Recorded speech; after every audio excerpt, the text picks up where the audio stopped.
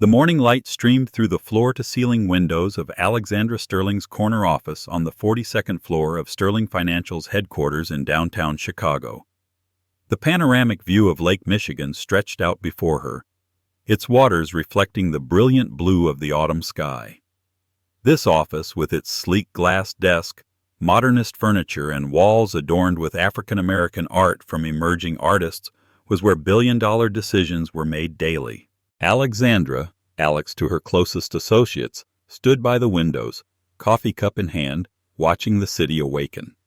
At 47, she carried herself with the poised confidence of someone who had fought for every inch of her success. Her tailored burgundy pantsuit complemented her deep brown skin, and her natural hair was styled in a sophisticated twist that spoke of both pride in her heritage and awareness of corporate expectations. The delicate gold necklace at her throat, her grandmother's, served as a daily reminder of where she came from and why she continued to push forward. A gentle knock at the door broke her reverie. "Come in," she called, not turning from the view. Marcus Peterson, her chief of staff, entered with a leather portfolio tucked under his arm. In his early 30s, Marcus had been with Alexandra since she'd promoted him from her executive assistant 3 years ago. His sharp mind and unwavering loyalty made him invaluable. "The final documents for the Heritage Bank acquisition just arrived," he said, placing the portfolio on her desk. "Legal says everything's in order. Once you sign, Sterling Financial will officially own Heritage's 19 branches across the Midwest." Alexandra turned from the window, her expression thoughtful. "Has the board at Heritage made the announcement to their staff yet?" "No," Marcus replied. "As per our agreement, they're waiting until the due diligence period is complete. Only their executive team and branch managers know about the acquisition. The public announcement is scheduled for 3 weeks from now." Alexandra nodded, moving to her desk and flipping through the documents. This wasn't just another acquisition for her growing empire. It was personal in ways that few people, even Marcus, fully understood. "Did you know," she said, her voice taking on a distant quality, "that when I was 10 years old, my grandmother tried to open an account at Heritage Bank's main branch on Oakwood Avenue?" Marcus shook his head, recognizing her tone as one that preceded an important revelation. It was 1986. She had saved for years, cleaning houses and taking care of other people's children. She walked into that branch wearing her Sunday best, carrying $2,000 in cash, her entire life savings. Alexandra paused, her finger tracing the Heritage Bank logo on the contract. "They turned her away, said they were not accepting new accounts at this time. But my grandmother saw them open an account for a white couple who came in right after her." "I'm sorry," Marcus said, recognizing the inadequacy of his words. "Don't be," Alexandra replied, her voice strengthening. "My grandmother walked 8 blocks to Westside Community Bank instead. The teller there, a young black woman, helped her open her first savings account. That bank gave my grandmother her first small business loan 5 years later. That loan helped her open the beauty salon that eventually paid for my college education." She closed the portfolio, a decision crystallizing in her mind. "Before we announce this acquisition, I want to visit Heritage's main branch, the same one that turned my grandmother away. Not as Alexandra Sterling, CEO of Sterling Financial, but as a regular customer." Marcus's eyebrows shot up. "You want to go undercover?" "I want to see how they treat people when they don't know they're being watched," she clarified. "I want to know if Heritage Bank has evolved in the past 37 years, or if they're still the same institution that judged my grandmother by her skin color rather than her character or creditworthiness." "Alex, with all due respect, that's incredibly risky," Marcus cautioned. "What if you're recognized? The media would have a field day if they found out." "I won't be recognized," she said with certainty. "No fancy clothes, no designer accessories, no signature hairstyle. Just a woman walking in off the street, looking to open a basic account." She smiled slightly. "Besides, people see what they expect to see. No one at Heritage Bank expects to see Alexandra Sterling, Forbes cover subject and CEO of a financial empire, standing in their lobby in jeans and a simple blouse." Marcus looked unconvinced. The executive team will push back on this. They don't need to know, Alexandra replied. This isn't a corporate strategy, it's personal research. I need to understand what I'm buying, not just the assets and liabilities on the balance sheet, but the culture, the customer experience, the hidden biases that might not show up in any audit. She walked back to the window, her mind made up. My grandmother always said that true character is revealed when people think no one important is watching. Let's see what Heritage Bank's true character is. Marcus recognized the determined set of her shoulders. When Alexandra Sterling made up her mind, particularly about matters close to her heart, there was little anyone could do to dissuade her. When do you want to start? He asked, accepting defeat. Tomorrow, she replied. I'll need 3 days away from the office. Tell everyone I'm taking personal time to consider the acquisition details. She turned back to him, her expression softening slightly. And Marcus, this stays between us. Of course, he nodded. Just be careful, Alex. Not everyone deserves your grandmother's grace.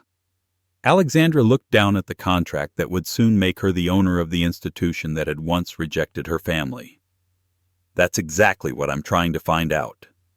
Later that evening, Alexandra sat at her dining room table in her Lakeshore Drive penthouse, preparing for her undercover mission. She'd sent her housekeeper home early to ensure privacy. Spread before her were the tools of her temporary transformation: a straight, shoulder-length wig to replace her natural hair, a pair of non-prescription glasses with simple frames, and a selection of modest, mid-priced clothing purchased from department stores, the kind of outfits that would suggest a stable but not wealthy professional. Her 16-year-old son, Isaiah, wandered in from his bedroom, headphones around his neck, and paused at the sight of the items on the table. Mom? He questioned, his voice caught between amusement and confusion. Are you going to a costume party I don't know about? Alexandra smiled at her son. Tall and lanky like his late father, Isaiah had inherited her sharp intelligence and his father's easy charm. He was the center of her universe, the reason she pushed so hard to build a world that would recognize his brilliance rather than just see his skin color. Not exactly, she replied. I'm doing some field research. Isaiah picked up the wig, examining it with teenage skepticism. Field research that requires you to look like someone's substitute teacher? She laughed, taking the wig from him. Sometimes the best way to understand a situation is to experience it from a different perspective. This is about that bank you're buying, isn't it? Isaiah was perceptive, having overheard enough of her phone calls to piece things together. The one great-grandma Evelyn tried to use back in the day. Alexandra nodded, impressed by his insight. Heritage Bank. Yes, I want to see how they operate when they don't know who's watching, if their practices have improved since your great-grandmother's time. Isaiah sat down across from her, suddenly serious. So you're going to what? Walk in there looking like this and see if they're racist? I'm going to evaluate their customer service practices, she corrected gently, to see if they treat all potential customers with equal respect and consideration. But you're literally the boss now, Isaiah pointed out. Why not just fire everyone and start over if you're worried about it? Alexandra considered his question thoughtfully. It reflected the straightforward sense of justice that teenagers often possess. Direct, uncompromising, and sometimes oversimplified. Firing people without understanding the problem doesn't solve anything, she explained. Those individuals would just go work somewhere else and continue the same behaviors. The system doesn't change. So you'll let them disrespect you? A woman who built all this? His gesture encompassed their home, her career, everything she'd accomplished. Sometimes the most powerful thing you can do is let people underestimate you, Alexandra replied, her voice soft but firm. Your great-grandmother taught me that. She couldn't fight the system from the outside, but I can change it from within. Isaiah couldn't fully understand, few people could, the double consciousness that Alexandra had carried throughout her life. The powerful banking executive and the black woman in America. Heritage Bank represented more than just another acquisition in her growing portfolio. It symbolized a confrontation with a system that had once denied opportunity to her family. "Just promise me you'll be careful," Isaiah said finally. "People can be—" He trailed off, leaving unspoken the harsh realities they both knew existed. "I will," she promised, reaching across the table to squeeze his hand. "This is just the first step in making things right. Not just for our family, but for all the families who deserve fair treatment." Isaiah nodded, seeming to accept her reasoning. "So what's your alias going to be? Please tell me you've come up with something cool." Alexandra smiled, grateful for his ability to lighten even the most serious moments. "Alexandra Washington," she said, using Grandma Evelyn's maiden name. Keeping it simple. Smart, Isaiah approved. "Need any help with your backstory?" As they spent the evening crafting a believable identity for Alexandra Washington, a self-employed consultant with a solid credit history and moderate savings, Alexandra felt a renewed sense of purpose. This mission wasn't just about settling an old score. It was about ensuring that the institution bearing her family's name moving forward would truly reflect their values. Tomorrow she would step into Heritage Bank not as the powerful CEO about to acquire them, but as an ordinary woman seeking the basic financial services that had once been denied to her grandmother. What she discovered would determine the future of not just Heritage Bank, but perhaps banking culture itself. The Heritage Bank main branch stood as a testament to old money and established power. Built in 1928 of limestone and granite, its imposing columns and brass fixtures spoke of permanence and tradition. Located in what had once been an exclusively white neighborhood but was now more diverse, the building maintained its air of inaccessibility, a fortress of finance designed to impress and intimidate in equal measure. Alexandra parked her nondescript rental car a block away and checked her appearance one last time in the rearview mirror. The transformation was remarkable. Gone were the designer clothes and confident styling that marked her as a CEO. Instead, she wore navy slacks, sensible flats, and a simple white blouse under a beige cardigan, the uniform of middle-class respectability. The straight-haired wig and plain glasses completed the disguise. She looked like thousands of other professional women, competent but not exceptional, financially stable but not wealthy. She took a deep breath, slipped into character, and walked toward the bank. It was 10:15 a.m. on a Tuesday, quiet enough to observe the staff's natural behavior, but busy enough that her presence wouldn't stand out. The weight of her grandmother's memory pressed on her shoulders as she climbed the same steps Evelyn Washington had ascended nearly 4 decades earlier. The heavy brass doors opened to reveal a cavernous main hall with soaring ceilings, marble floors that echoed with every footstep, and a row of teller windows behind ornate wooden counters. The space was designed to make customers feel small, a psychological tactic from a bygone era of banking. Crystal chandeliers cast a warm glow over the proceedings, and potted plants softened the otherwise austere atmosphere. Alexandra took her place in the short line, carefully observing the interactions around her. To her right, an elderly white couple was being warmly guided to a desk by a personal banker. "Mr. and Mrs. Hoffman, so lovely to see you again," the banker gushed. "Let me show you our new premium retirement options." At the teller window, a middle-aged white man in a business suit was completing a transaction. The teller handed him a temporary checkbook. "Your permanent checks will arrive within 7 business days, Mr. Peterson. Is there anything else we can assist you with today?" When her turn came, Alexandra approached the available teller, a young man in his mid-20s with a neatly pressed shirt and a name tag that read Tyler. His smile faltered almost imperceptibly when she stepped forward. "Good morning," Alexandra greeted him pleasantly. "I'd like to open a checking and savings account and possibly discuss investment services." Tyler shifted uncomfortably, glancing briefly toward a desk in the corner where an older man in an expensive suit sat watching the floor. "Do you currently have an account with Heritage Bank?" he asked, his voice noticeably less enthusiastic than it had been with previous customers. "No, this would be my first time banking with you," Alexandra replied. Tyler nodded, then reached below the counter and produced a basic brochure. Here's some information about our account options. You can review these and apply online at your convenience. It's much faster than doing it in person. Alexandra noticed he hadn't offered her the same sit-down service the white customers had received. "I'd prefer to speak with someone today," she said politely but firmly. "I have some specific questions about your investment options." Tyler's discomfort increased. "Let me see if anyone is available," he said, turning to use his phone. Alexandra overheard his whispered conversation. "I have a walk-in who wants to open accounts. Yes, she's insisting on meeting with someone. No, she doesn't have an existing relationship." "Understood." He returned his attention to her with a forced smile. "I'm sorry, but all our personal bankers are currently with clients. There might be quite a wait. Are you sure you wouldn't prefer to use our online portal? It's very user-friendly." As they spoke, the main doors opened, and a white woman approximately Alexandra's age entered.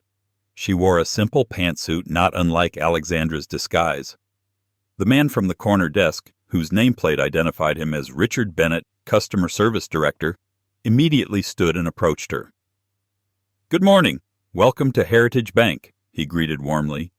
"Are you looking to open an account with us today? I'd be happy to personally assist you.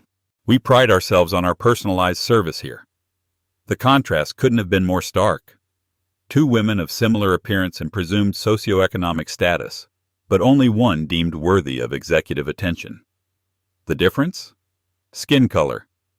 Alexandra turned back to Tyler. "I understand there might be a wait," she said calmly. "I'm willing to schedule an appointment if that would be easier." Before Tyler could respond, Richard Bennett approached, having settled the white customer with another banker. His gaze swept over Alexandra with barely concealed assessment, taking in her modest attire, and making instant calculations about her potential value to the bank. "I understand you're interested in our services," he began, his tone professionally detached. "New customers typically find our digital enrollment process most efficient. Our staff is primarily focused on serving our existing clientele." The implication was clear. Alexandra wasn't considered worth the personal attention afforded to others. It was discrimination draped in the language of efficiency. "I prefer in-person banking," Alexandra replied, maintaining her composure. "I'm happy to wait until someone is available." Bennett's smile thinned. "May I see some identification? Perhaps we can determine which of our services would be most appropriate for your needs." Alexandra provided her carefully prepared driver's license and Social Security card for Alexandra Washington.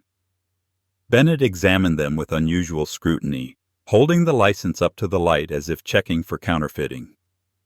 "I see you're self-employed," he noted, his tone carrying a hint of suspicion rather than recognition of entrepreneurship. "We'll need to see tax returns and business registration before we can open any accounts." Alexandra observed that the white customer who had entered after her hadn't been asked for any such documentation. The pattern was becoming undeniable. "Is that a new requirement for a basic checking account?" she asked mildly. "I wasn't aware that level of documentation was standard." Bennett's expression hardened slightly. "We have enhanced due diligence for certain high-risk accounts. If you're not comfortable with our procedures, Community First Credit Union 6 blocks east might be more suitable for your needs." His suggestion that she should bank elsewhere at an institution typically serving lower-income communities was the final confirmation Alexandra needed. After thanking them politely, she left the bank with her first day's observations complete. The discrimination had been subtle but unmistakable. Different documentation requirements, suggestions to use digital services rather than in-person assistance, recommendations to bank elsewhere. None of it explicitly mentioned race, yet the pattern of disparate treatment was clear to anyone paying attention. As Alexandra walked back to her car, she reflected on how her grandmother must have felt all those years ago, except Evelyn hadn't even received the pretense of consideration. She'd been rejected outright. Had things really improved that much in nearly 4 decades? The veneer of professionalism had been added, but beneath it, the same biases seemed to operate. Tomorrow, she would return with more complete documentation and a more specific request. She wanted to see if Heritage Bank would find new barriers to erect when the obvious ones were eliminated. One visit could be dismissed as an anomaly, a pattern could not. Back in her hotel room, she'd checked into a mid-range establishment rather than her usual luxury accommodations. Alexandra carefully documented her observations, preparing for day 2 of her investigation. What she was witnessing wasn't just poor customer service. It was the subtle perpetuation of systemic exclusion, precisely what she had vowed to eliminate from the financial system she was building. Her phone buzzed with a text from Isaiah. "How's the secret mission going?" She smiled, typing back, "Revealing. We'll tell you more soon. How's your history project coming?" "Finished," he replied. "Speaking of history, kind of feels like you're making some right now." Alexandra put down her phone, struck by his insight. Perhaps she was making history, not the headline-grabbing kind, but the quiet, transformative kind that changes institutions from the inside out. Tomorrow would bring her one step closer to understanding exactly what kind of change was needed at Heritage Bank. On Wednesday morning, Alexandra returned to Heritage Bank armed with an extensive documentation package. The leather portfolio under her arm contained everything a bank could reasonably request: driver's license, passport, social security card, birth certificate, 2 utility bills, 3 bank statements, tax returns, credit report, and business registration. She had eliminated any possible legitimate reason for denial. The bank lobby was busier than the previous day. Alexandra noted Tyler at his teller window, recognizing her with a flash of discomfort. Richard Bennett was speaking with a client in his corner office, visible through glass walls. She proceeded directly to the information desk where a young woman with a nameplate reading Andrea greeted her with professional detachment. "Good morning," Alexandra said confidently. "I'd like to open checking and savings accounts and discuss your wealth management services. I have an appointment." This last part was a strategic lie. Creating the impression she had followed proper channels often prompted different treatment. Andrea checked her computer, frowning slightly when she found no record of an appointment. "Who did you speak with yesterday?" she asked. "The gentleman at the teller window," Alexandra replied. "I was told to return today. I've brought all the required documentation." She patted her portfolio meaningfully. Andrea made a phone call, speaking in hushed tones. Within moments, a woman in her 50s appeared. Barbara Jenkins, loan officer, according to her nameplate. Her demeanor was cool, but proper. "Ms. Washington, I understand you'd like to open accounts with us. Please follow me." As they walked to Barbara's desk, Alexandra noticed Richard Bennett emerging from his office, eyeing her with recognition. He approached them, speaking quietly to Barbara. "This is the woman I mentioned yesterday," he said, not bothering to lower his voice much. "She's been advised of our documentation requirements." The territorial marking complete, Bennett returned to his client. Barbara's expression had subtly shifted, as if she'd been warned about a potential problem customer. "So, Ms. Washington," Barbara began, her tone noticeably less welcoming than it had been moments earlier, "what brings you to Heritage Bank?" "I'm looking to establish a banking relationship," Alexandra explained. "A checking account, savings account, and potentially investment management for my portfolio." Barbara nodded mechanically. "Let's start with the basics. May I see your identification?" Alexandra opened her portfolio and presented the comprehensive documentation package. Barbara blinked, clearly surprised by the thoroughness. "I was informed yesterday that Heritage Bank requires extensive verification for new customers," Alexandra explained pleasantly. "I want to ensure there are no obstacles to establishing our relationship." Barbara reviewed the documents with growing discomfort, unable to find any deficiencies. "This all appears to be in order," she admitted reluctantly. "Let's discuss the account options you're interested in." As Barbara began explaining basic checking account features, Alexandra interrupted gently. "Actually, I'm interested in your premium services. I have approximately $500,000 in technology stocks and municipal bonds that I'm looking to diversify." Barbara faltered, her expression betraying her disbelief. "Our wealth management services typically require a minimum investment of $250,000, she stated, clearly assuming Alexandra wouldn't qualify. "That won't be a problem," Alexandra replied calmly. "I'd like to discuss your portfolio strategies and fee structures." "Of course," Barbara said, recalibrating her approach. "However, we would need to verify those assets before proceeding with wealth management services. It's quite a lengthy process." Alexandra gestured to a nearby desk where a white couple was engaged in what appeared to be an investment discussion. "The couple over there seems to be discussing investment options without having gone through asset verification. Is there a different process for them?" Barbara's composure slipped momentarily.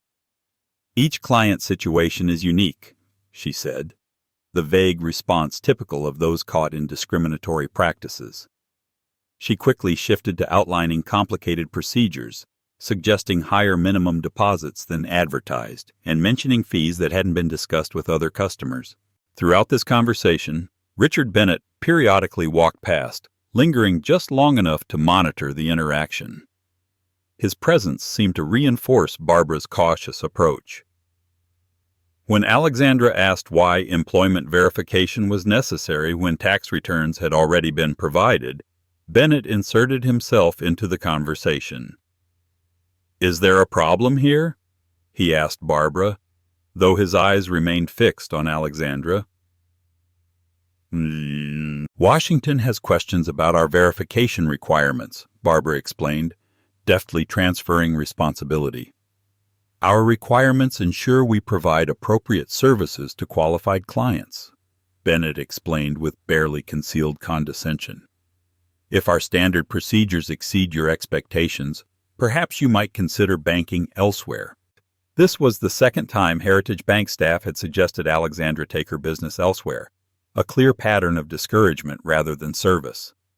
Around them, customers began to take notice of the interaction, some surreptitiously recording with their phones. "I noticed the gentleman who arrived after me yesterday was issued temporary checks immediately," Alexandra observed. "Why would I need to wait 7 to 10 business days for the same service?" Bennett's expression hardened. "As I've explained, each client situation is evaluated individually. We've made every reasonable accommodation." With that dismissal, he walked away, leaving Alexandra to gather her documentation. She departed with detailed mental notes about this second interaction. The discrimination had become more evident as she pressed harder for equal service. When basic requirements were met, new obstacles appeared. When those were addressed, the suggestion to bank elsewhere emerged. It was a masterclass in exclusion without explicit rejection, evolved from her grandmother's era but identical in effect. For her third visit, Alexandra decided to increase the stakes. A business loan inquiry would require more substantial interaction and would further reveal the bank's true practices. Thursday morning dawned bright and clear, sunlight gleaming off Heritage Bank's imposing facade. Alexandra dressed more professionally than on her previous visits, though still within her Alexandra Washington persona. Her portfolio was organized with even greater precision, containing business projections and financial statements for her fictitious consulting practice. The moment she entered, she sensed recognition from the staff. Tyler spotted her from his teller window, his eyes widening slightly. Richard Bennett emerged from his office almost immediately, his expression tightening when he saw her approaching the information desk. "I'd like to speak with someone about a business loan," Alexandra informed Andrea at the desk. "I'm considering expanding my consulting practice." Andrea, who had clearly been briefed about the returning visitor, asked cautiously, "Do you have an existing business account with us?" "Not yet. I'm evaluating banking relationships for both personal and business needs." With a quick glance toward Bennett, Andrea replied, "Please have a seat in the waiting area. Someone will be with you shortly." Alexandra waited for 23 minutes, observing 3 white customers being assisted promptly. Finally, Barbara Jenkins approached, carrying a thin folder of basic materials, her demeanor noticeably chillier than the day before. "Here's our basic information about business services," she said, handing Alexandra the folder without sitting down. "The primary requirements are listed on the first page." Opening it, Alexandra found only generic marketing materials. No specific loan information, no application forms, no personalized guidance. "I'd like to discuss loan options that would be appropriate for my business situation," she said. "I have financial projections and business plans I'd like someone to review." "Our loan officers are fully booked today," Barbara replied stiffly. "You could leave your materials and we'll contact you." Before Alexandra could respond, the bank doors opened and a white man in business casual attire entered. Bennett immediately approached him. "Mr. Davidson, wonderful to see you again. Hear about that expansion loan we discussed? Mr. Clark is ready for you in his office." The contrast was unmistakable: immediate, enthusiastic service for Mr. Davidson, dismissive treatment for Alexandra. Alexandra nodded thoughtfully. "I see your loan officers do have availability for certain clients. Perhaps I could wait until Mr. Clark finishes with Mr. Davidson?" Barbara's composure faltered. "I'll check," she said, retreating quickly. As she conferred with colleagues near the customer service desk, Alexandra overheard fragments of their conversation. "Third time this week, doesn't take a hint. Should know her place. Always demanding special treatment." It was enough. Alexandra stood and walked directly to the customer service desk where Bennett and two staff members were murmuring among themselves. They turned to her, expressions ranging from surprise to wariness. "Excuse me," Alexandra said, her voice calm but carrying throughout the now quieter lobby. "I couldn't help overhearing your comments. I'd like to know which Heritage Bank policy allows you to treat customers differently based solely on their race?" The atmosphere froze. Customers around the bank paused their transactions, many turning to watch the confrontation. Several raised phones, recording the interaction. Bennett's face flushed with anger. "I don't know what you misheard, but you're causing a disturbance. If you're not here to conduct legitimate business..." "I've been here 3 times this week conducting legitimate business," Alexandra interrupted, maintaining her composure. "Each time I've been treated differently from white customers, referred to automated services while others receive personal attention, asked for excessive documentation not required of others, and now overhearing racially charged comments from staff. I'd like to speak with the branch manager to address this issue." "You need to leave immediately," Bennett said, his voice rising as he stepped toward her, invading her personal space in a clear attempt at intimidation. "Before I call security." Alexandra stood her ground. "I'm requesting appropriate service from a federally regulated financial institution. I have every right to be here." Bennett's control snapped. "You have no right to be here," he shouted, his voice echoing through the marble hall. With stunning swiftness, he raised his hand and slapped Alexandra across the face, the crack of the impact silencing the entire bank. Collective gasps filled the space. Alexandra's cheek burned from the blow, but she remained standing, her eyes never leaving Bennett's face. His expression transformed from rage to dawning horror as he realized what he'd done, in front of dozens of witnesses, many recording. "Security!" he called, his voice strained. "Remove this woman from the premises." "I've called the police."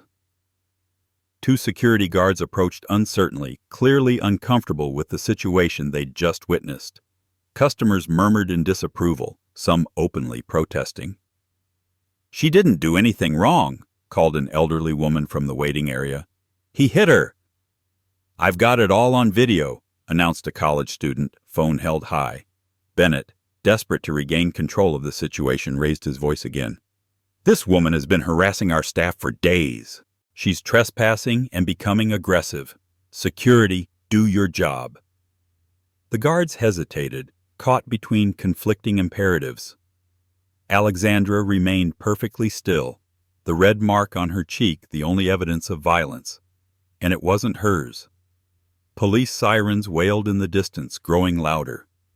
The bank doors opened to admit 3 officers: a white male sergeant, a younger white officer, and an Asian American female officer. Bennett rushed forward. "Thank you for coming quickly. This woman has been causing disturbances all week and refused to leave when asked.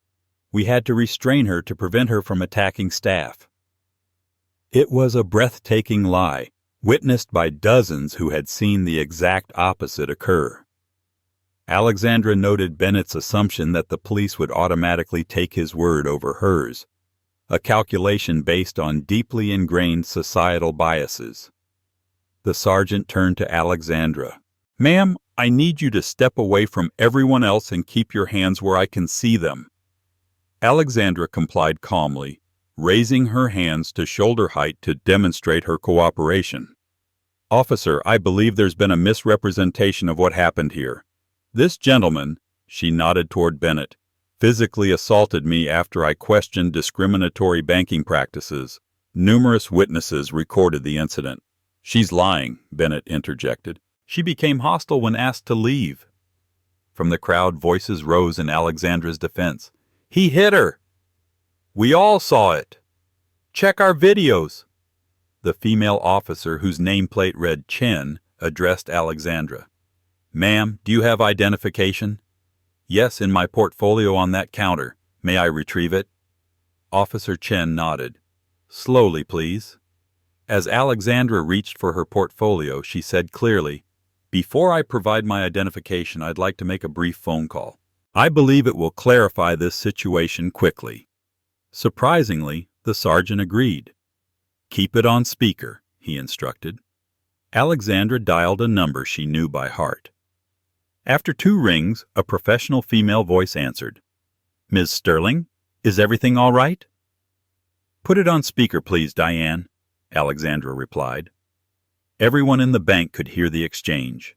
The use of Sterling, rather than Washington, caused confusion among the bank staff, particularly Bennett, whose expression shifted from righteous indignation to uncertainty. Alexandra ended the call and returned her phone to her pocket. "Officer, my full legal name is Alexandra Sterling. I'm the CEO of Sterling Financial Group, which completed acquisition of Heritage Bank 3 days ago. The public announcement has been delayed during our due diligence period, which is why most of the staff here aren't aware of the ownership change." Bennett's face drained of color. "You're... what?" "Who exactly are you?" Alexandra asked calmly, looking directly at him. "Richard Bennett, Customer Service Director," he replied automatically, his voice barely audible. "Well, Mr. Bennett, as your employer, I'm deeply concerned about what I've witnessed here over the past 3 days. The discriminatory practices, the hostile environment, and now physical assault of a customer who happens to be the bank's owner." The lobby had fallen completely silent, everyone frozen in the momentous reversal. Officer Chen fought to hide a smile while the sergeant looked between Bennett and Alexandra with new understanding. The bank doors opened again, and a striking black woman in an impeccable suit entered, followed by 2 equally polished professionals. "Ms. Sterling," the woman said, approaching with swift efficiency. "The executive team has convened as requested. Legal counsel has prepared the emergency action documents, and HR is standing by to implement your directives." Bennett staggered backward as if physically struck. "I didn't know. I never would have." Alexandra regarded him steadily. "That's precisely the point, Mr. Bennett. You believed you were dealing with someone without power or recourse, and you revealed exactly how you treat people when you think there are no consequences. That behavior has no place in any institution I own." She turned to the newcomers. "Natasha, please escort Mr. Bennett to security to process his immediate termination." "Officer," she addressed the sergeant, "if you require a statement about the assault, I'm happy to provide one, but I won't be pressing charges." As Bennett was led away, his career effectively ended, Alexandra addressed the remaining staff and customers. "What happened here today is unacceptable, but it's also symptomatic of institutional problems that run deeper than any one individual. To those who have experienced similar treatment at this or any financial institution, I see you, I hear you, and I promise you that change begins today." The transformation had been completed in minutes, from discriminated against customer to revealed CEO, but the implications would reshape Heritage Bank forever. Alexandra had found her answers, painful though they were. Now came the harder part. Rebuilding a banking culture worthy of her grandmother's legacy, news of the confrontation at Heritage Bank spread like wildfire. By evening, smartphone videos of Bennett slapping Alexandra and her subsequent revelation had gone viral across social media platforms. Major news outlets picked up the story, running headlines like "Banking Boss Goes Undercover," "Exposes Discrimination," and "CEO's Shocking Disguise Reveals Ugly Truth in Banking." For Alexandra, however, the media circus was secondary to the real work ahead. The morning after the incident, she convened an emergency meeting in the Heritage Bank boardroom, now her boardroom. The space, with its dark wood paneling and oil portraits of former bank presidents, all white men, seemed frozen in a bygone era. Around the table sat the bank's executive leadership team, most looking distinctly uncomfortable. At the far end, 3 empty chairs marked the absences of Richard Bennett, Barbara Jenkins, and the branch manager Harold Clark, all placed on administrative leave pending review. Alexandra had shed her Alexandra Washington persona completely. Today she wore a tailored charcoal suit, her natural hair styled elegantly, projecting the authority of her position. Beside her sat Natasha Williams, her chief operating officer, and Marcus Peterson, both armed with tablets containing data from Alexandra's 3-day investigation. "Good morning," Alexandra began, her voice measured but firm. "I want to thank you all for adjusting your schedules on short notice. The events of yesterday have accelerated our timeline for integration and reform." She paused, looking around the table. "Before we begin, I want to be clear. What I experienced at your main branch was not an isolated incident. It was not one bad apple employee having a bad day. It was systemic, patterned behavior that reflected this institution's culture." Charles Whitfield, Heritage Bank's aging CFO, cleared his throat. "Ms. Sterling, while we deeply regret Mr. Bennett's inexcusable behavior, I think it's hasty to characterize our entire organization based on one branch's actions." Alexandra nodded as if considering his point. "Mr. Whitfield, how many discrimination complaints has Heritage Bank received in the past 5 years?" The CFO blinked in surprise. "I wouldn't have those figures at hand. That would be human resources or legal." 27, Alexandra supplied. "All settled privately with non-disclosure agreements. Total payout, $1.8 million. Not a significant amount for a bank your size, just the cost of doing business, correct?" Silence fell over the room. Alexandra continued, "During my 3 days at your main branch, I documented 12 separate instances of disparate treatment between white customers and customers of color. Different documentation requirements, different wait times, different service offerings, different fee structures. None of these practices were written in your official policies, yet they were consistently applied." She nodded to Marcus, who distributed tablets to everyone present. "You're now looking at the data from our comprehensive audit of Heritage Bank's lending patterns across all 19 branches. The numbers show that loan applications from predominantly Black and Latino neighborhoods are denied at 3 times the rate of those from white neighborhoods with identical economic profiles." And the executives shifted uncomfortably, some seeing these patterns clearly presented for the first time, others clearly aware but unused to them being directly addressed. "Ms. Sterling," began Diane Forrester, the HR director, "I understand your concern, but many factors influence lending decisions beyond the demographics of the applicant." "Indeed," Alexandra agreed. "Credit scores, income verification, debt-to-income ratios, all valid considerations in lending. But our analysis controlled for those factors. The disparity remains even when comparing applicants with identical financial profiles." She leaned forward. "Let me be clear. Sterling Financial did not acquire Heritage Bank to dismantle it or to publicly shame it.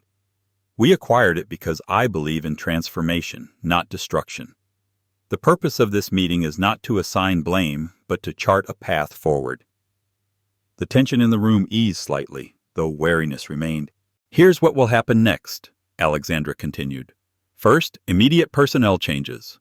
She nodded to Natasha, who took over. "Richard Bennett is terminated, effective immediately," Natasha stated. "Barbara Jenkins and Harold Clark are suspended pending review. We will be conducting comprehensive evaluations of all customer-facing staff, with retraining or replacement as necessary." She tapped her tablet, advancing to a new slide. "Second, policy reform. We're implementing a standardized service protocol that will be monitored for consistency across all demographic groups." Loan applications will undergo blind initial review with personal identifying information redacted. Documentation requirements will be strictly standardized and publicly posted. Alexandra reclaimed the conversation. Third, and perhaps most importantly, cultural transformation.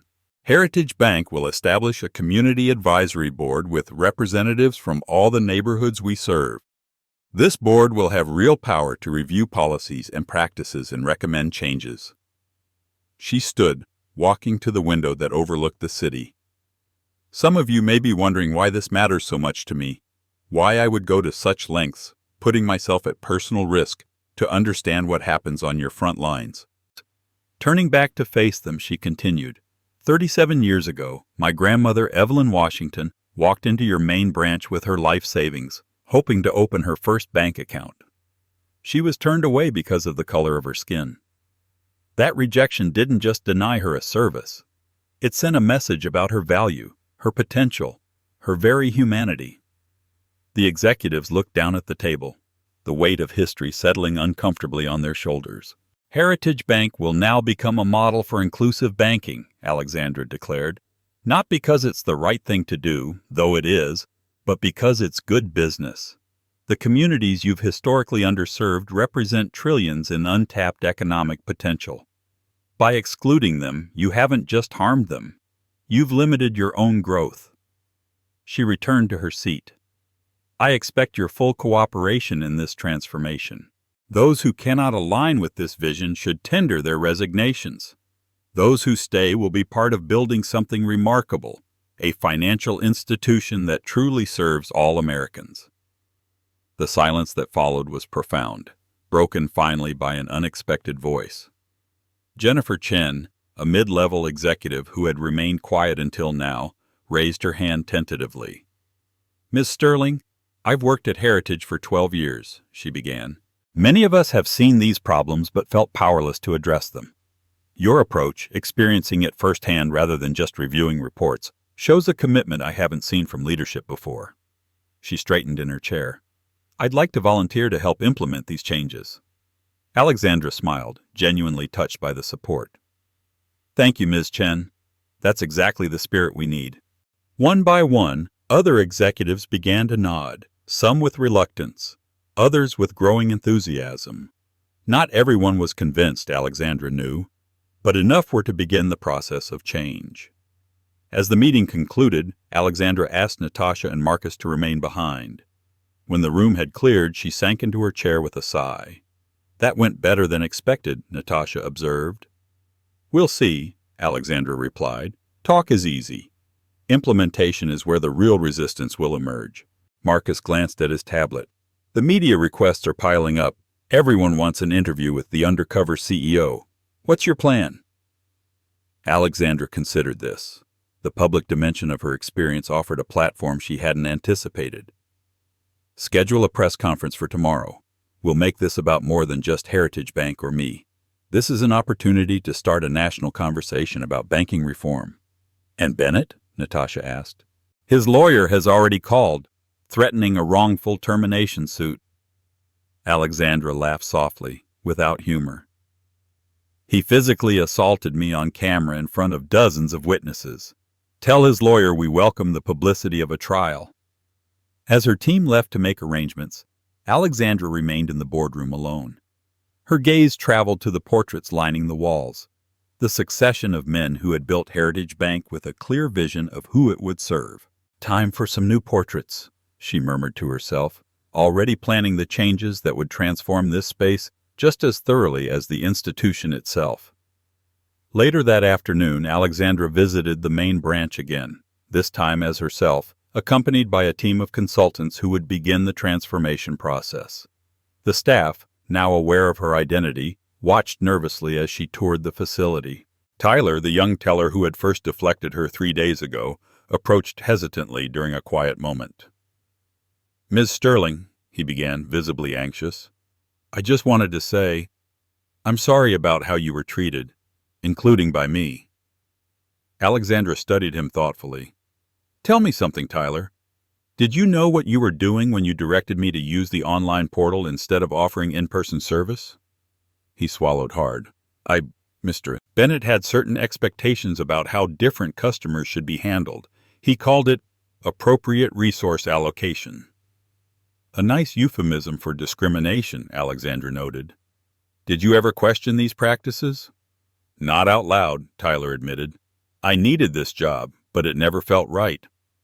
Alexandra nodded, understanding the pressures that often perpetuated systemic problems. Sometimes the most insidious aspects of discrimination aren't the Richard Bennetts of the world, who are obvious in their prejudice. It's the quiet compliance of people who know better but say nothing. Tyler looked down, accepting the gentle rebuke. What happens now? To the branch, I mean. Transformation, Alexandra replied, starting with 2 weeks of comprehensive retraining for all staff who wish to remain. Those who don't can accept a severance package. She gestured around the imposing lobby with its intimidating architecture. And this space will be renovated. The design was intended to make ordinary people feel small and powerless. We're changing that. More natural light, comfortable seating areas, digital kiosks alongside personal bankers, community meeting spaces open after hours. Tyler looked surprised. You're not closing us down? No, Alexandra said firmly. Running away from problems doesn't solve them. Heritage Bank isn't beyond redemption. It just needs to acknowledge its past and commit to a different future. As Alexandra prepared to leave, she paused at the very spot where, decades ago, her grandmother had been turned away. Placing her hand briefly on the marble column, she made a silent promise to Evelyn Washington that her experience would become a catalyst for change, not just a painful memory. That evening, Alexandra finally returned to her penthouse, exhausted but satisfied with the day's progress. She found Isaiah in the kitchen, attempting to cook dinner, a rare sight that brought a smile to her face. "Mom," he exclaimed, looking up from a haphazard stir-fry. "You're all over the internet. The video has like 20 million views." Alexandra set down her briefcase, slipping off her heels with a sigh of relief. "I'm aware, my PR team hasn't stopped calling all day." Isaiah abandoned his cooking attempt to show her his phone. "The comment section is fire. People are calling you a hero. There are memes." He scrolled to show her various internet creations celebrating her takedown of Bennett. "Memes," Alexandra repeated dryly. "Just what I always aspired to." Isaiah studied her more carefully. "Are you okay? Your cheek still looks a little red." She touched the spot where Bennett had struck her. "I'm fine. It looks worse than it feels." "I can't believe he hit you," Isaiah said, his voice hardening. "On camera, in front of everyone." "People reveal who they truly are when they think there are no consequences," Alexandra replied, echoing her earlier words to Bennett. "That's what makes power so revealing and so dangerous." She joined her son at the kitchen counter, gently taking over the cooking. "The most important thing now is what happens next. This can't just be a viral moment that fades away. It has to create lasting change." Isaiah watched her expertly salvage his dinner attempt. "Is that why you're not pressing charges? The news said you weren't." Alexandra nodded. "A criminal case would make this about one man's actions on one day. This is about something much bigger." "Great-Grandma Evelyn would be proud," Isaiah said softly.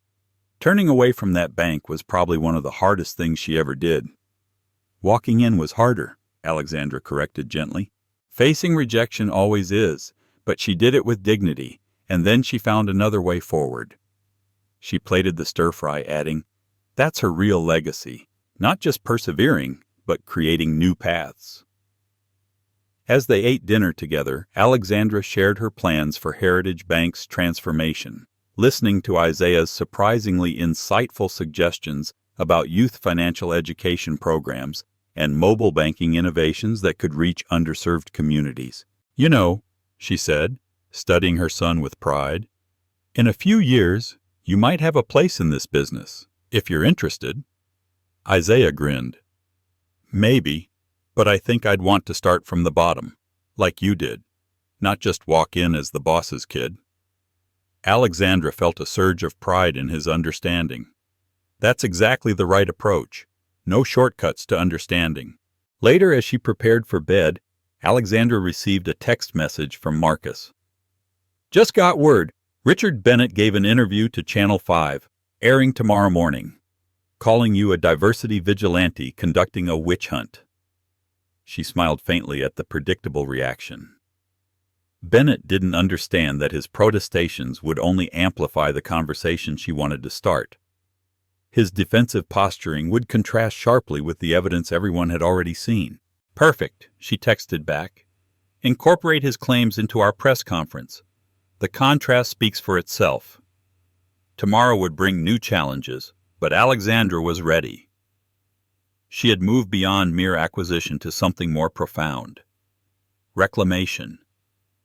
Reclaiming the space that had once rejected her family. Reclaiming the narrative about who belonged in the halls of financial power. Reclaiming the promise of equal opportunity that had been denied for too long. As she drifted to sleep, Alexandra thought of her grandmother's words, spoken long ago when she'd asked why they had to try 3 banks before finding one that would accept their money. Always remember, Alex, doors close not because you don't deserve to enter, but because those inside fear what happens when you do. Tomorrow, she would throw those doors wide open. The press conference was held on the steps of Heritage Bank's main branch, a symbolically appropriate location that wasn't lost on the media or the public. By 9 o'clock, the area was packed with journalists, cameras, and curious onlookers. Behind Alexandra stood a diverse group of executives from both Sterling Financial and Heritage Bank, presenting a united front. Dressed in a bold red suit that contrasted sharply with the bank's austere gray facade, Alexandra approached the microphone with the confidence of someone accustomed to public scrutiny. Flanking her were Natasha Williams and, surprisingly, Jennifer Chen from Heritage Bank, whose willingness to embrace change had earned her a place in the new leadership structure. Good morning, Alexandra began, her voice clear and steady. 3 days ago, I walked into this building as Alexandra Washington, a prospective customer seeking basic banking services. What I experienced was a pattern of discrimination so deeply embedded in the institution's practices that it had become invisible to those perpetuating it, though never to those experiencing it. She glanced at the papers before her, then set them aside, preferring to speak directly. This morning, Richard Bennett, the former customer service director who was terminated after physically assaulting me, gave an interview calling my actions a publicity stunt and a witch hunt. I'd like to address that characterization directly.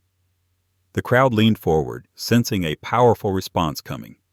Mr. Bennett is right about one thing. What happened here wasn't random. I deliberately chose to experience Heritage Bank as an ordinary black woman because I knew that reports, statistics, and customer complaints, while valuable, couldn't capture the lived reality of discrimination. Some truths can only be understood through direct experience. She paused, letting the words settle. But this was never about exposing one individual or generating headlines. It was about understanding a problem so we could properly address it. Because you cannot fix what you refuse to acknowledge. Alexandra gestured to the building behind her. Today, I'm announcing a comprehensive transformation of Heritage Bank, beginning with this branch, but extending to all 19 locations across the Midwest. This isn't just a rebranding or a superficial diversity initiative. It's a fundamental restructuring of how we do business. She outlined the key elements of the plan.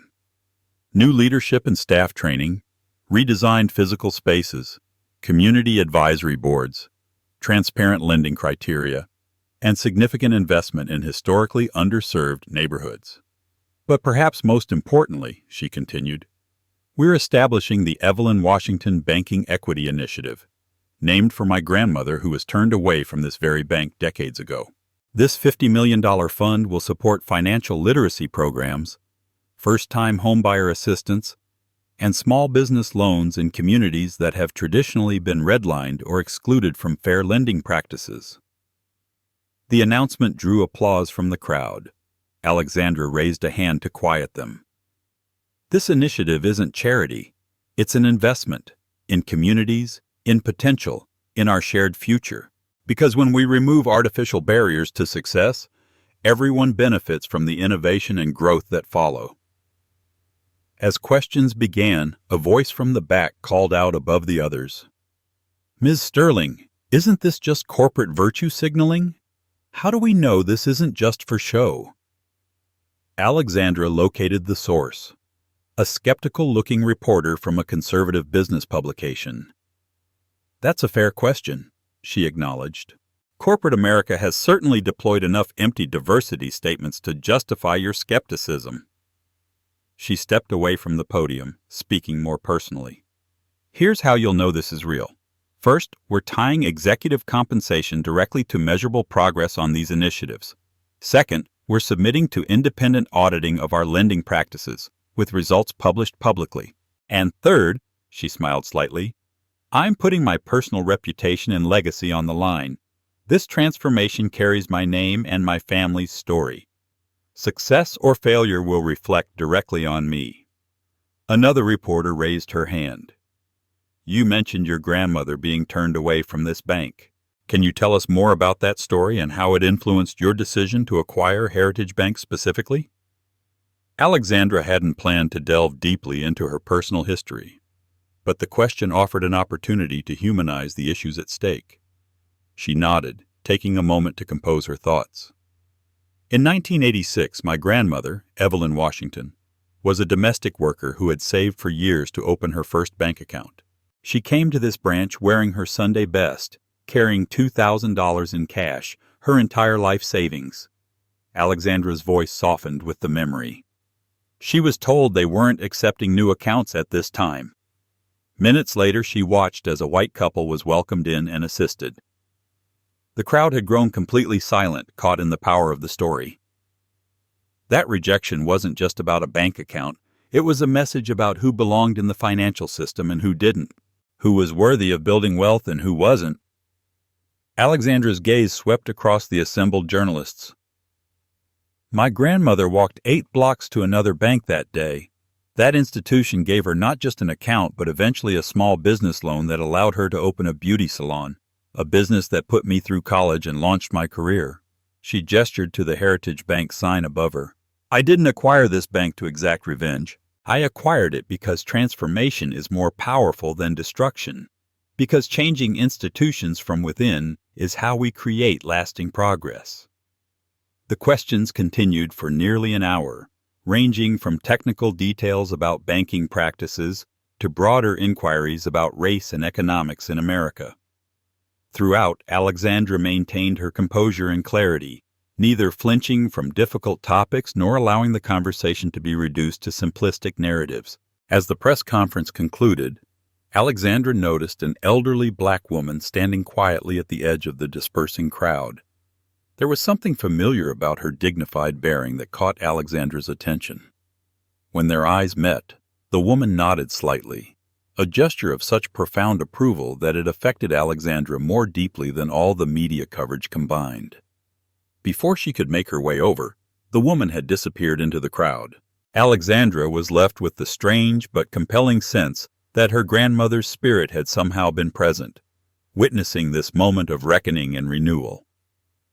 Later that day, as the first phase of renovations began at the main branch, Alexandra walked through the space with contractors and designers. The imposing counters that created physical and psychological distance between bankers and customers would be replaced with open consultation areas. The dark wood paneling would give way to warm natural materials and abundant natural light. Most symbolically, the portraits of former bank presidents would be moved to an archive, replaced with artwork from local artists representing the diverse communities the bank served. "Ms. Sterling," called a voice from behind her. Alexandra turned to find Tyler approaching hesitantly. He looked different today, still in his bank uniform but standing straighter with a new sense of purpose. "I've been thinking about what you said yesterday," he began, "about quiet compliance, about knowing better but saying nothing." He took a deep breath. "I want to be part of the solution. I've signed up for the retraining program, and I'd like to help develop new customer service protocols that ensure everyone receives equal treatment." Alexandra studied him thoughtfully. His earnestness seemed genuine. his desire for redemption sincere. That's a good start, Tyler. But understanding requires more than classroom training. How much do you know about the communities this branch is supposed to serve? He looked down, acknowledging his limited perspective. Not enough, clearly. Then that's where your education should begin, Alexandra suggested. Before you can serve a community, you need to know it, its history, its challenges, its aspirations. I'm implementing a community immersion program for all customer-facing staff. It includes spending time with local organizations, attending neighborhood events, and really listening to the people who live there. Tyler nodded, looking both intimidated and intrigued by the challenge. I'd like to volunteer for the pilot program, if that's possible. It is, Alexandra confirmed, and it won't be easy. You'll hear hard truths. You'll face justified skepticism. You'll have to earn trust that others in your position have repeatedly broken. I understand, he said, with more conviction than Alexandra had previously seen from him. I want to be part of building something better. As Tyler walked away, Natasha joined Alexandra. Converting the opposition? She asked with a raised eyebrow. Giving opportunity for growth, Alexandra corrected. Most people aren't malicious. They're products of systems they didn't create but have been trained not to question. Given the chance and the right framework, many will choose to be part of positive change. Natasha nodded, though her expression remained skeptical. Speaking of change, the board of Heritage Bank has requested an emergency meeting. I think they're finally realizing this isn't just a PR exercise. Alexandra had anticipated this pushback. The old guard would naturally resist the radical restructuring she was implementing. Schedule it for tomorrow. And make sure our legal team is prepared with documentation of all the discriminatory practices we've uncovered. This isn't a negotiation, it's an orientation to their new reality. The transformation of Heritage Bank continued at a rapid pace over the following weeks. Each day brought new challenges, from resistant mid-level managers to skeptical community members who questioned whether the changes were more than cosmetic. Alexandra approached each obstacle with the same methodical determination that had built her career, listening carefully, addressing concerns directly, and always keeping the larger vision in focus. 6 weeks after her confrontation with Richard Bennett, Alexandra stood in the newly renovated lobby of the main branch on the evening before its grand reopening. The space was transformed, open, welcoming, filled with natural light even as dusk settled outside. Where imposing barriers had once stood, comfortable consultation areas now invited conversation. Digital kiosks stood alongside traditional banker desks, offering multiple pathways for customers to access services. Most significantly, the walls now featured a photographic exhibition titled Banking on Community, showcasing the stories of local residents and their financial journeys. At the center of the exhibition, in a place of honor, hung a striking portrait of Evelyn Washington, alongside her story of rejection and resilience. Alexandra stood before her grandmother's image, feeling the weight of history and possibility in equal measure. A soft voice beside her broke her reflection. She would be so proud. Alexandra turned to find the same elderly woman she had glimpsed after the press conference, now standing close enough for conversation. Up close, her dignified features and warm eyes were even more striking. "Did you know my grandmother?" Alexandra asked, surprised. The woman smiled. "Evelyn and I were friends. We worked together at the hospital, she cleaning rooms, me in the cafeteria. I was with her that day, you know, the day they turned her away." Alexandra's breath caught. "You were here?" "Stood right outside those doors," the woman confirmed, nodding toward the entrance. "Evelyn didn't want me to come in with her. Said she wanted to do it proper, on her own. When she came back out, I could see in her eyes what had happened, but you know what she said to me?" Alexandra shook her head, captivated. She said, "Beulah, their loss is somebody else's gain. I'll put my money somewhere it's appreciated." The woman, Beulah, chuckled at the memory. "That was Evelyn. Never let the bitterness take root, always looking forward. I wish she could see this, Alexandra said softly. Oh, she sees, Beulah assured her with conviction. She sees her granddaughter owning the very place that rejected her. She sees her name on that initiative that's going to help folks like us build something for our families. She sees it all. Alexandra felt tears threatening and blinked them back. Thank you for telling me this, for being her friend, for being here today. Beulah patted her arm gently. Wouldn't have missed it. Now, at my age, I've got just one question. When does this place open for business? Because I've got a granddaughter just starting college, and I'd like to open an account for her, right here. Alexandra laughed, tension breaking. We open at 9 tomorrow morning, and I'd be honored to help you personally. I'll be here, Beulah promised.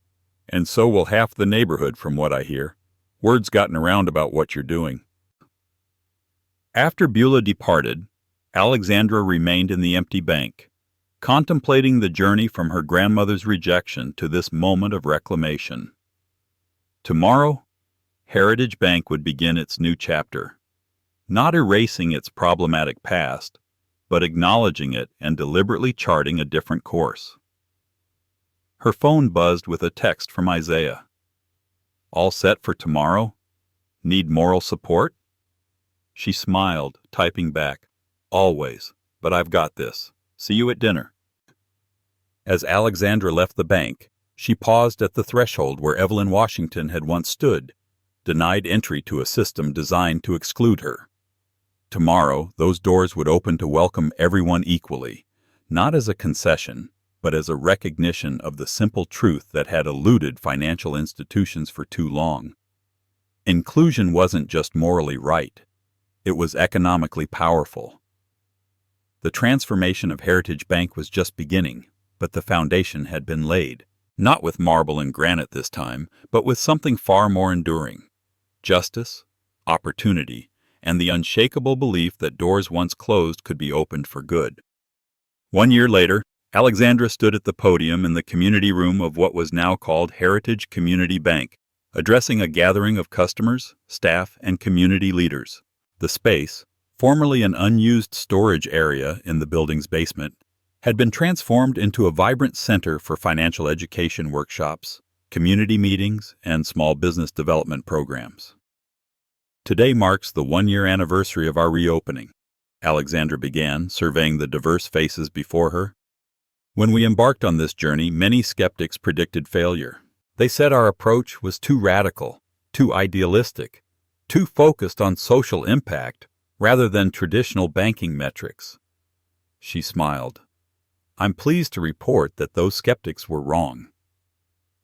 In the past 12 months, Heritage Community Bank has opened over 5,000 new accounts, primarily from customers who previously had limited or no access to traditional banking services. Our small business loan program has funded 78 new enterprises in historically underserved neighborhoods, and our first-time homebuyer initiative has helped 114 families begin building generational wealth through home ownership. Applause rippled through the room. Among those clapping most enthusiastically was Tyler, now serving as Community Engagement Coordinator, a position created specifically to ensure the bank maintained strong connections with the neighborhoods it served. But statistics only tell part of the story, Alexandra continued. The true measure of our success lies in the changed relationships between this institution and the community it serves. Where once stood barriers, both literal and figurative, now stand pathways to financial empowerment. She gestured to the exhibition that had become a permanent installation, now expanded to include current customers' stories alongside historical context.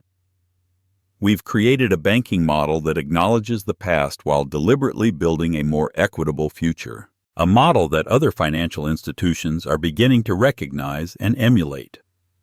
This wasn't hyperbole. In the past year, 3 major banks had launched similar initiatives, directly citing Heritage Community Bank's approach as inspiration. Trade publications that had initially dismissed Alexandra's methods as feel-good banking were now analyzing the business case for inclusive financial services. None of this would have been possible without the courage and commitment of everyone in this room, Alexandra acknowledged. From our staff who embraced radical change, to community members who gave us a chance to earn back your trust, to customers who chose to bank with an institution aligned with your values. She paused, her gaze finding Beulah in the front row. True to her word, the elderly woman had been the first customer when the bank reopened, opening not just one account for her granddaughter, but eventually moving all her banking to Heritage. She had become something of a goodwill ambassador, bringing friends and family members to experience the transformed institution. Today, I'm pleased to announce the expansion of the Evelyn Washington Banking Equity Initiative, Alexandra continued. Based on the success of our pilot programs, we're increasing funding to $75 million and extending our reach to 3 additional states. We're also launching a national advocacy effort to reform banking regulations and eliminate the practices that continue to exclude millions of Americans from fair financial services. The announcement drew enthusiastic applause, particularly from community activists who had been skeptical at first, but had become allies as they witnessed genuine change take root. After the formal presentation concluded, Alexandra mingled with attendees, listening to their experiences and suggestions. Her transformation from distant executive to accessible community partner had been as significant as the bank's physical renovations. She had made it a priority to be present regularly, not just for photo opportunities, but for the difficult, ongoing work of building trust. Isaiah appeared at her side, having come directly from his school's debate team practice. At 17, he was growing into a thoughtful young man with his own passionate interest in economic justice. "Nice speech, Mom," he said, reaching for a cookie from a nearby refreshment table. "Though you forgot to mention that the Youth Financial Literacy Program has 52 students now." Alexandra smiled. Isaiah had helped design the after-school program that taught high school students about banking, credit, investing, and entrepreneurship, practical knowledge they rarely received in traditional education. "You're right," she acknowledged. "Your program deserves recognition. It might be small now, but it's creating the next generation of financially empowered community members." Isaiah shrugged, uncomfortable with praise despite his pride in the initiative. "Just trying to continue the family tradition. Great-Grandma Evelyn built her business. You built Sterling Financial. I figured I should start somewhere." Before Alexandra could respond, Jennifer Chen approached, tablet in hand. The former mid-level Heritage Bank executive now served as Chief Innovation Officer, responsible for developing new services tailored to previously underserved markets. "Sorry to interrupt," she said, "but I thought you'd want to see this right away. Richard Bennett just gave another interview." Alexandra suppressed a sigh. In the year since his termination, Bennett had attempted to rehabilitate his image through occasional media appearances, positioning himself as a victim of cancel culture and reverse discrimination. "What's he saying now?" she asked, taking the tablet. The interview appeared to be with a minor financial publication, one of the few still willing to provide Bennett a platform. The headline read, "Former bank executive claims social justice banking threatens financial stability." Alexandra skimmed the article quickly, noting Bennett's claims that Heritage Community Bank's success was artificially inflated by media attention, and that its business model was unsustainable once the novelty wears off. She handed the tablet back to Jennifer. "Same arguments as before, just repackaged. He still doesn't understand that what we're doing isn't charity. It's identifying and serving markets that traditional banking has ignored. That's not social justice. It's good business." "Should we respond?" Jennifer asked. Alexandra shook her head. "Our quarterly results respond for us. Let him talk. Each time he does, it only highlights how far we've come." As the anniversary celebration continued around them, Alexandra found herself drawn to the portrait of her grandmother. The photograph, taken when Evelyn was in her 30s, captured her quiet dignity and determination, qualities that had carried her forward after being rejected from this very building. "I wish you could see this, Grandma," Alexandra murmured. "Not just the bank, but the change it represents." "She knows." came a familiar voice. Beulah had approached quietly, standing beside Alexandra before the portrait. "Evelyn always said you were special, even as a little girl. Said you had a way of looking at obstacles like they were just things waiting to be moved aside." Alexandra smiled at the characterization. "She never talked much about what happened here, about being turned away." "She didn't dwell on defeats," Beulah replied. "But she never forgot them either. Used them as fuel." "Is that why she encouraged me to go into finance, to fight the system from within?" Beulah considered this. "Partly, maybe. But mostly I think she saw you had a gift for numbers and a stubborn streak about fairness. Banking just happened to be where those things could make the most difference." They stood in comfortable silence, 2 generations contemplating a third, the continuity of struggle and progress that connected them.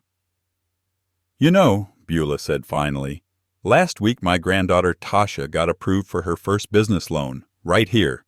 The loan officer spent 2 hours going through her business plan, helping her strengthen it. Nobody rushed her out or made her feel small for starting modest." Alexandra felt a swell of pride. This was exactly the kind of specific, tangible change she had hoped to create. "What's her business?" "Mobile nail salon," Beulah replied, beaming with grandmother's pride. "She's got these ideas about bringing services right to people's homes, especially seniors and folks who can't get around easy. She's already got 20 clients lined up." "That's fantastic," Alexandra said sincerely. "I'd love to meet her sometime." "Oh, you will," Beulah assured her. "She's planning to join that mentorship program you started for new business owners. Says she wants to learn from someone who understands what it's like to build something from scratch."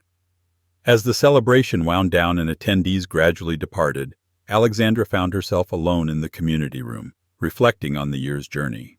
The transformation of Heritage Bank had succeeded beyond even her optimistic projections, proving that inclusive banking wasn't just morally right, but financially sound.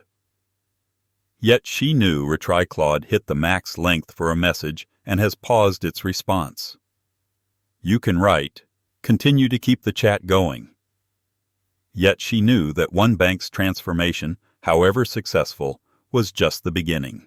The financial system that had evolved to exclude people like her grandmother remained largely intact across the country. For every Heritage community bank embracing change, dozens of others continued practices that perpetuated inequality, perhaps more subtly than in Evelyn's day, but with similar effects. Alexandra's phone buzzed with a notification. It was an email from Marcus with the subject line, "You need to see this." She opened it to find a link to a financial news site. The headline made her breath catch. "Sterling Financial Approach Yields Unexpected Results. Heritage Community Bank Posts Record Growth in Underserved Markets." The article detailed how Heritage's loan default rates were actually lower than industry averages, despite serving communities traditionally deemed high risk. It quoted several competing banking executives expressing surprise at the results and interest in the model.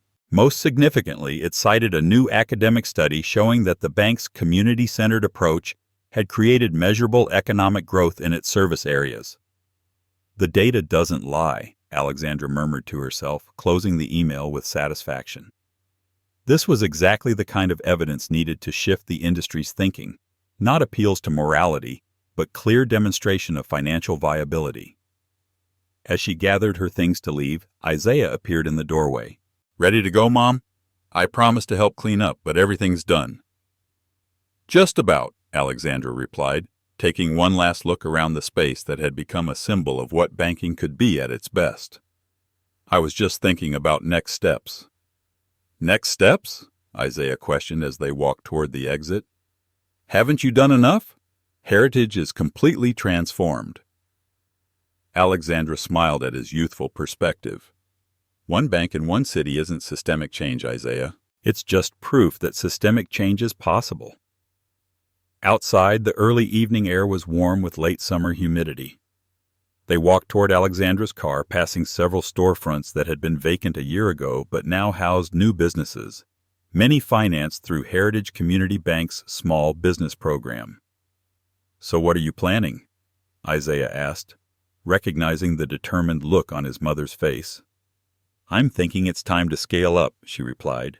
"Sterling Financial has the resources to acquire more banks in more cities. We can replicate this model, adapting it to local needs, of course, and demonstrate that inclusive banking works regardless of geography or demographics." Isaiah nodded, absorbing her vision. A nationwide network of banks that actually serve everyone. Eventually, Alexandra confirmed. But more importantly, a new standard that even banks we don't own will have to meet or risk losing customers. They reached her car, but before getting in, Alexandra paused, looking back at the Heritage Community Bank building. The imposing structure that had once symbolized exclusion now glowed with warm light from within. Its doors programmed to remain open later than traditional banking hours to accommodate community events and financial literacy classes. "Your great-grandmother didn't live to see this transformation," she said to Isaiah. "But she planted the seed the day she walked away from rejection and found another path forward. That's how change works. Sometimes you don't live to see the fruits of your labor, but you plant the seeds anyway." Isaiah considered this, displaying the thoughtfulness that made Alexandra so proud. "So what seeds are you planting now? Beyond more bank acquisitions, I mean." It was an insightful question that cut to the heart of Alexandra's evolving mission. "I'm planting the idea that financial inclusion isn't charity, it's good business. That people previously excluded from the system aren't risks to be avoided but opportunities to be embraced. That institutions can do well financially by doing right morally." As they drove home through the city streets, Alexandra spotted a billboard announcing Heritage Community Bank's small business loan program. The advertisement featured a photograph of Tasha, Beulah's granddaughter, standing proudly before her mobile nail salon van. "3 generations," Alexandra murmured, almost to herself. "What?" Isaiah asked, looking up from his phone. Evelyn Washington was denied a simple bank account. Her friend's granddaughter now has a business loan and a billboard. 3 generations from exclusion to celebration. That's progress worth fighting for. Isaiah nodded thoughtfully. "But there's still so much more to do." "Always," Alexandra agreed, "which is why tomorrow matters so much." Tomorrow would bring a meeting with federal banking regulators who had taken notice of Heritage Community Bank's success. Alexandra had been invited to share insights and recommendations for policy changes that could encourage similar transformations throughout the banking industry. It was an opportunity to influence the system at a structural level, to begin dismantling the regulatory framework that had enabled discriminatory practices for generations. Coming exactly 1 year after her confrontation with Richard Bennett, the timing felt symbolically perfect. That evening, as Alexandra prepared her presentation for the regulators, she found herself returning to the same question that had guided her decision to go undercover at Heritage Bank. What would create lasting, meaningful change? The answer, she realized, wasn't just reform policies or new leadership, though both were essential. It was a fundamental shift in how financial institutions perceived their purpose and their relationship to the communities they served. Heritage Community Bank had proven that such a shift was possible, but only because someone with power had experienced the problem firsthand and possessed both the authority and determination to address it systemically. Alexandra couldn't be in every bank, experiencing discrimination firsthand in order to expose it. But she could create systems and standards that would reveal such practices and incentivize their elimination. She could use Heritage's success as a template for transformation across the industry. She could mentor the next generation of financial leaders, including her own son, to approach banking with both economic savvy and moral clarity. The next morning, Alexandra stood before a panel of federal banking regulators in a Washington, D.C. conference room. Behind her, projected on a large screen, was a photograph of her grandmother, Evelyn Washington, alongside data from Heritage Community Bank's first year of transformed operations. "Gentlemen and ladies," she began, "I'm here today not just as the CEO of Sterling Financial, but as the granddaughter of a woman who was denied access to the very financial system I now help govern. My story is personal, but the problem it illustrates is systemic, and the solution must be equally systemic." The regulators listened intently as Alexandra outlined specific policy recommendations, standardized service requirements that would be monitored for consistency across demographic groups, incentives for banks serving historically excluded communities, penalties for institutions found to engage in discriminatory practices, and mandatory blind review processes for loan applications.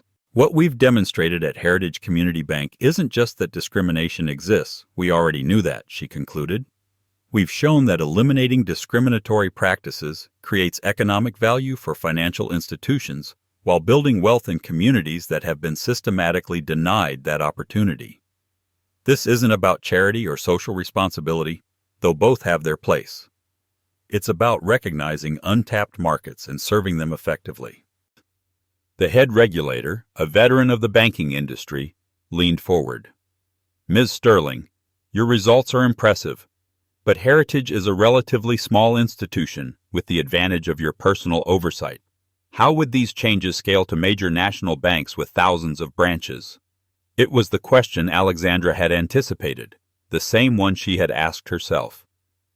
The principles scale perfectly, she replied confidently. What doesn't scale is the personal commitment. That's why regulatory frameworks matter. They create external motivation where internal motivation might be lacking.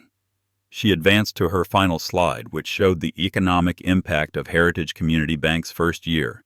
New businesses created, jobs generated, homes purchased, community wealth increased. These aren't just social metrics, they're economic indicators. When we bring people into the financial system who have been excluded, everyone benefits from their productivity, innovation, and growth. As the meeting concluded, several regulators approached Alexandra privately, expressing interest in visiting Heritage Community Bank to observe its operations firsthand. It wasn't a policy victory yet, but it was the beginning of serious consideration, the first step toward systemic change. Outside the regulatory building, Alexandra found Natasha waiting. "How did it go?" her COO asked. "Better than expected," Alexandra replied. "They're listening. Now we need to keep demonstrating that this model works, not just at Heritage, but everywhere we implement it." "Speaking of which," Natasha said, handing Alexandra a folder, "the acquisition team has identified 3 more regional banks that meet our criteria, all in different markets, all with similar histories to Heritage." Alexandra took the folder, feeling the weight of possibility it represented. "Schedule visits as soon as we get back. I want to see them myself before making any decisions." "Going undercover again?"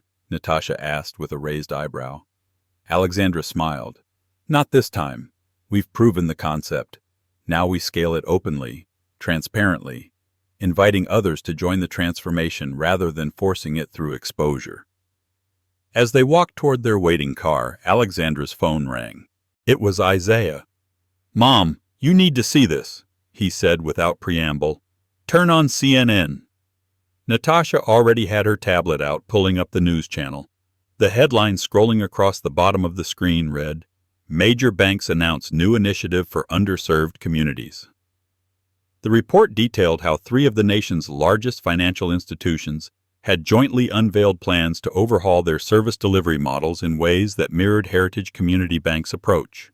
The CEO of one bank specifically cited Alexandra's work as inspiration, saying, "Sterling showed us that doing the right thing can also be the profitable thing. That's a lesson the entire industry needs to learn." Alexandra and Natasha exchanged looks of surprise and satisfaction. "It's starting," Natasha said quietly. "Yes," Alexandra agreed, "faster than I expected." The momentum continued to build in the months that followed. Heritage Community Bank became a case study at leading business schools. Banking industry publications that had initially dismissed Alexandra's approach now featured her on their covers.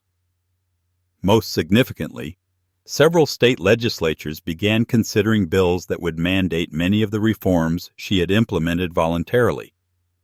1 year turned into 2, and the changes that had begun with one branch of one bank began to ripple through the financial system. Not everywhere, not all at once, but steadily, measurably, creating pathways where barriers had once stood. On the third anniversary of Heritage Community Bank's transformation, Alexandra returned to the same community room where they had celebrated the first year's success.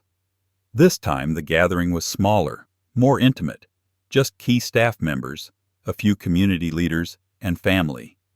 Among them was Beulah, now using a cane but still sharp-eyed and outspoken. Beside her sat her granddaughter Tasha, whose mobile nail salon had expanded into a successful chain with 15 vehicles serving 4 counties. 3 years ago, Alexandra began, we embarked on an experiment to see if banking could be both inclusive and profitable. Today, that question has been answered definitively. She gestured to a display showing Heritage Community Bank's growth metrics alongside community impact data. What began here has spread to 47 Sterling Financial locations across 12 states. More importantly, it has influenced practices at hundreds of institutions we don't own, as competitors recognize that inclusion isn't just right, it's smart business. Isaiah, now in his first year of college but home for the occasion, watched his mother with undisguised pride. He had spent the summer interning at Heritage, working directly with customers in the financial literacy program he had helped design. The experience had cemented his decision to pursue a degree in economics with a focus on development. After the formal remarks, Alexandra found herself standing once again before her grandmother's portrait, Beulah beside her as had become their tradition. "I wonder what she would think of all this," Alexandra mused. "She wouldn't be surprised," Beulah replied with certainty. "Evelyn always said systems don't change unless they're forced to, either by law or by competition. You've created both." Alexandra nodded, appreciating the insight. "There's still so much to do, though. For every success story like Tasha's, there are thousands of people still excluded, still fighting just to get in the door." "That's always how progress works," Beulah observed. "Never complete, never perfect, but better than it was before. The important thing is to keep moving forward." As the gathering wound down, Alexandra walked outside with Beulah and Tasha. The street looked different now, renovated storefronts, new businesses, a sense of vibrancy that had been missing 3 years earlier. "I'm expanding again," Tasha announced with barely contained excitement. "Adding wellness services to the nail salons. Heritage approved the financing yesterday." "That's wonderful," Alexandra replied sincerely. "How many employees will you have now?" 27, Tasha said proudly. "And I'm starting an apprenticeship program for girls from the youth center, giving them skills, experience, a path forward." Alexandra recognized the pattern. Success creating opportunity for others, a virtuous cycle of growth and inclusion. It was exactly what she had hoped to catalyze. As they said their goodbyes, Beulah took Alexandra's hands in hers. "Evelyn would be so proud," she said softly. "Not just of what you've built, but of how you built it, by understanding both sides of the counter." Alexandra embraced the elderly woman, feeling the connection to her grandmother more strongly than ever. "Thank you for being here through all of it, for helping me understand what this really means." Later that evening, Alexandra sat in her office at Sterling Financial headquarters reviewing plans for the next phase of expansion. The company had grown substantially in the past 3 years, its reputation for innovation and community impact attracting both customers and talent. A knock at the door interrupted her work. "Come in," she called. Marcus entered carrying a newspaper. "Thought you might want to see this. It's from the Heritage Neighborhood local paper." Alexandra took the paper, curious. The front page headline read, "Local Bank Makes National Impact." Below was a photograph of the Heritage Community Bank building, alongside portraits of several local business owners who had received financing through its programs. The article wasn't about Alexandra or Sterling Financial. It was about the community itself, how access to fair financial services had transformed the neighborhood economy, creating jobs, increasing property values, and building wealth that stayed in the community. "They don't even mention you until paragraph 7, Marcus noted. Alexandra smiled, genuinely pleased. "Good. This was never supposed to be about me." She placed the newspaper in a folder marked Impact Documentation, alongside dozens of similar articles from communities across the country where the Heritage model had been implemented. As night fell over the city, Alexandra stood at her office window, much as she had the morning she decided to go undercover at Heritage Bank. The skyline looked the same, but the financial landscape it represented had begun to shift, not completely, not everywhere, but meaningfully. Her grandmother's rejection at Heritage Bank had set in motion a journey that led not to vengeance but to transformation of an institution, an industry, and countless lives touched by both. The heritage that mattered wasn't the bank's name, but the legacy of resilience that had passed from Evelyn Washington to her granddaughter and now to communities across the nation. Alexandra thought of Isaiah and his generation, who would inherit both the progress made and the work yet to be done. She thought of Tasha and her apprentices, building economic opportunities where barriers had once stood. She thought of all the invisibly excluded, still waiting for doors to open. There was so much more to do. But tonight, in this moment, she allowed herself to recognize how far they had come. From a grandmother turned away at a bank door, to a future where such rejection would become not just morally unacceptable, but economically unthinkable. It wasn't just one bank that had been transformed in these 3 years. It was the very definition of what banking could be, and whom it should serve. That, Alexandra realized, was the true legacy of her undercover journey. Not the exposure of one man's prejudice, but the revelation of what was possible when financial power aligned with moral purpose. Somewhere, she was certain, Evelyn Washington was nodding in approval.